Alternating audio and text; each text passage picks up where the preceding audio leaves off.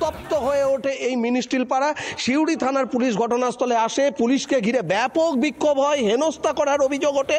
এরপরই পুলিশ যখন ধরপাকড় শুরু করে তখন পুলিশকে ঘিরে কিন্তু আরও একবার বিক্ষোভ শুরু হয়। তখনই পুলিশ লাঠি উঁচিয়ে কিন্তু তেড়ে যায় এবং এরপর কিন্তু শুরু হয় ধরপাকড়। বাড়ি বাড়ি ঢুকে পুলিশ অভিযান চালায় এবং বেশ কিছু মহিলাকে পুলিশে আটক করে, বেশ কিছু মোটর বাইক আটক করা হয়েছে। যদিও এই মুহূর্তে কিন্তু গ্রাম পুরো নিস্তব্ধ।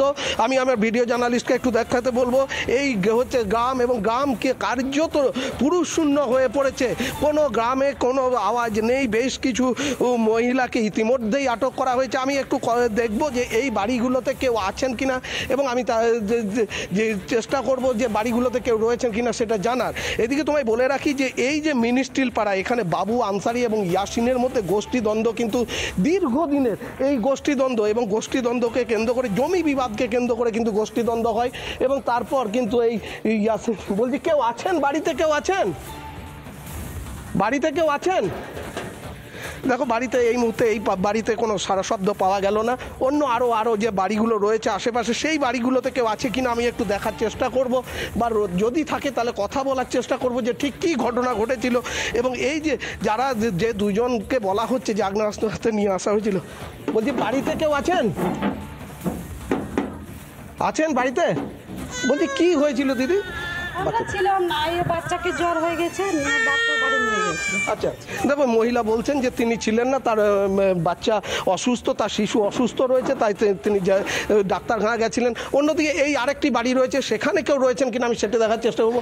বলছি কেউ আছেন বাড়িতে? কেউ আছেন?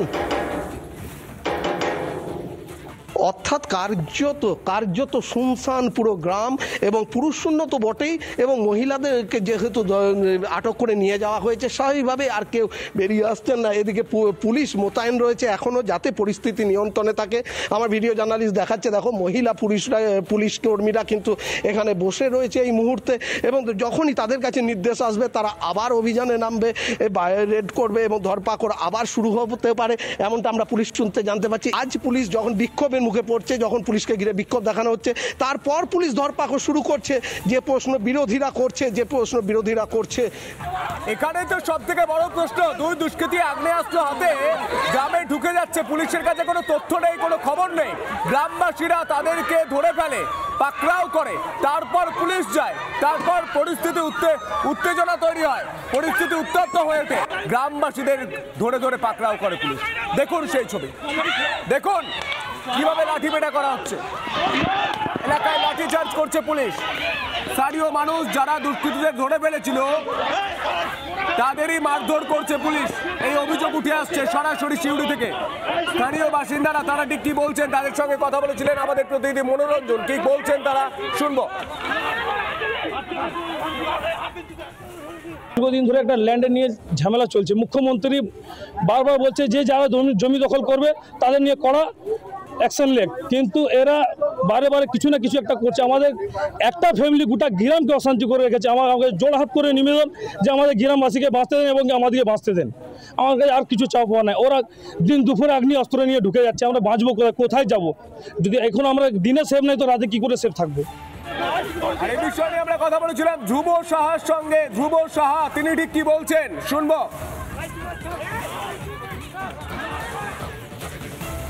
মৌরাক্ষী নদীর পানি তোলাবাজির সঙ্গে যুক্ত এবং পুলিশ এদেরকে দীর্ঘদিন ধরে বারবার বলার পরেও কোনোদিন কিছু করেনি।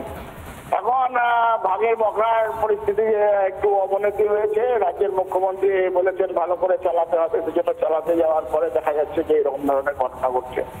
যাই হোক, পুলিশের একটু সক্রিয়তা বাড়ানো প্রয়োজন মনে করছি এবং নিরপেক্ষভাবে তদন্ত করে এই ধরনের ঘটনার সঙ্গে যারা দোষী তাদের গ্রেপ্তার করে তাদের সকলকে শাস্তি দেওয়া উচিত বলে মনে হয়। আর এই ঘটনায় পুলিশের উপরেও গায়ে হাত তোলা হচ্ছে, সেই অভিযোগ উঠে আসছে। এই মুহূর্তে সিউড়িতে হচ্ছেটা কি, এটা গোটা বাংলার মানুষের প্রশ্ন। আইনের শাসন রয়েছে,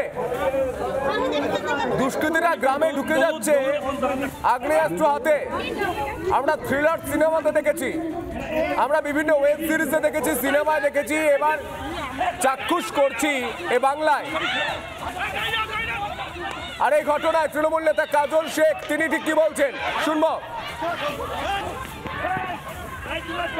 তা আমরা খোঁজ নিয়ে দেখেছি এটা একটা পারিবারিক ঝামেলা। বিগত দিনে জমি সংক্রান্ত কোনো বিষয় নিয়ে পারিবারিক ঝামেলা, এর সঙ্গে রাজনৈতিক কোনো রং নেই। এবং পুলিশ অতি সক্রিয়তার সঙ্গে, বীরভূম জেলা পুলিশ প্রশাসন অতি সক্রিয় আছে এবং সক্রিয়তার সঙ্গে ওর মোকাবিলা করছে। 2-4 জন অলরেডি অ্যারেস্ট হয়েছে, বাকি এই ঘটনার সঙ্গে যারা যুক্ত আছে প্রত্যেককে অ্যারেস্ট হবে। আমরা পুলিশ প্রশাসনকে দলগতভাবে নির্দেশ দিয়েছি, এখানে রাজনৈতিক কোনো রং দেখার প্রয়োজন নেই।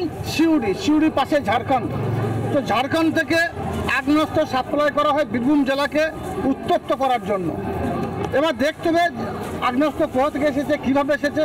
আমি আগেও বলেছি, আবার বলছি, বীরভূম জেলা পুলিশ অতি সক্রিয় আছে। বীরভূম জেলায় বিগত দিনে দেখেছেন 2011 প্রাককালে সারা বীরভূম জেলা জুড়ে মানুষের ঘুম ভাঙত বোমার আওয়াজে। প্রশাসনিক তৎপরতায় মাননীয় মুখ্যমন্ত্রী মাননীয় মমতা বন্দ্যোপাধ্যায় সেগুলো বন্ধ করে দিয়েছেন। গোটা রাজ্যের এই ছবি, আর এই ছবিকে কার্যত সাফাই দিতে ব্যস্ত এই তৃণমূলের নেতারা। আমরা কথা বলেছিলাম শোভনদেব চট্টোপাধ্যায়, পরিষদীয় মন্ত্রী। প্রশ্ন শুনে কার্যত তেড়ে মেরে চলে গেলেন, তিনি উঠে চলে গেলেন চেয়ার থেকে। দেখুন,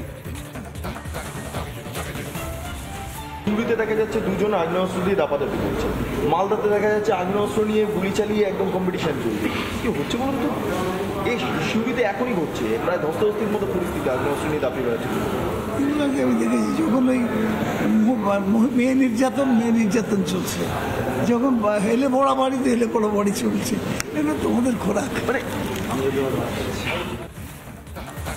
রাজ্য বিজেপির সাধারণ সম্পাদক জগন্নাথ চ্যাটার্জি এই ঘটনায় কি বলেছেন শুনবো। মাননীয়া ক্ষমতায় আসার আগে বলেছিলেন কলকাতাকে উনি লন্ডন বানাবেন, কিন্তু আমরা দেখছি কলকাতা নিউ ইয়র্ক হয়ে গেছে। কিসে নিউ ইয়র্ক হয়েছে? শ্যুট আউটে নিউ ইয়র্ক হয়ে গেছে। আমরা দেখলাম যে পাটুলিতে বোমা গুলি উদ্ধার হলো, কসবায় তৃণমূল কাউন্সিলরের উপর আত্মঘাতী হামলা হলো, আর রোজই কোথাও না কোথাও এ ধরনের আগ্নেয়াস্ত্র উদ্ধার হচ্ছে। তো যার ফলে বানাতে চেয়েছিলেন লন্ডন, কিন্তু শ্যুট আউটে নিউ ইয়র্কের সঙ্গে তুলনীয় হয়ে উঠেছে কলকাতা। চূড়ান্ত অব্যবস্থা, যেখানে পুলিশ, শাসক দল এবং গুন্ডাদের ত্রিভুজ একসাথে কাজ করে, তখনই এই অব্যবস্থা এবং অপশাসন চলতে পারে, এবং পশ্চিমবঙ্গের খাস করে। আর এই ঘটনায় আমরা কথা বলেছিলাম রাজ্য কংগ্রেসের সঙ্গে, সৌম্যাচী রায়ের সঙ্গে এবং হুমায়ুন কবিরের সঙ্গে। তারা ঠিক কি বলছেন শুনবো। কোনো দল বা কোন দলের কর্মী বা কোন ব্যক্তি, এটা বড় করে দেখার বিষয় না। রাজ্যের আইন শৃঙ্খলার প্রশ্নে যদি কেউ আঘাত করে বা মানুষের শান্তিতে না থাকতে দেওয়ার কারো যদি অভিপ্রায় হয়, সে যে কোনো ধরনের অপরাধ আইনের পথে চলা উচিত। এবং আমাদের দিদি রাজ্যের মুখ্যমন্ত্রী এটা কোনো সময়ই কাউকে আইন ভেঙে চললে পারে তাকে রিয়াত করেন না। আর যারা তাদের ব্যক্তিগত স্বার্থে বেআইনি অস্ত্র ব্যবহার করছে বা ব্যবহার করার ঔদ্ধত্য দেখাচ্ছে, তাদের বিরুদ্ধে আইন মোতাবেক পুলিশের সঠিক ব্যক্তিকে যেন গ্রেপ্তার করে এবং সঠিক ব্যক্তি যেন এই সব অপরাধের মেরিট অনুযায়ী তারা যাতে সাজা পায় বা শাস্তি পায়। মুখ্যমন্ত্রীর রাজত্বে অস্ত্র, তৃণমূল, দুষ্কৃতকারী, Trinamool police, this becomes a toxic cocktail. বলে চলবে এটা? মানুষ জীবন হাতে করে বাইরে যাচ্ছে, অস্ত্রের ঝনঝনানি শুনতে হচ্ছে। ফুটবল খেলা, সেখানে অস্ত্রের প্রদর্শনী, ভলিবল খেলার উদ্বোধন, সেখানে অস্ত্রের প্রদর্শনী। তৃণমূলকে মারছে, গুলি গোলা। নানা ধরনের কন্টেন্ট দেখার জন্য লাইক করুন, শেয়ার করুন আমাদের ফেসবুক পেজ, সাবস্ক্রাইব করুন আমাদের ইউটিউব চ্যানেল। পাশাপাশি অন্যান্য ব্রেকিং নিউজের জন্য অবশ্যই চোখ রাখুন রিপাবলিক বাংলায়।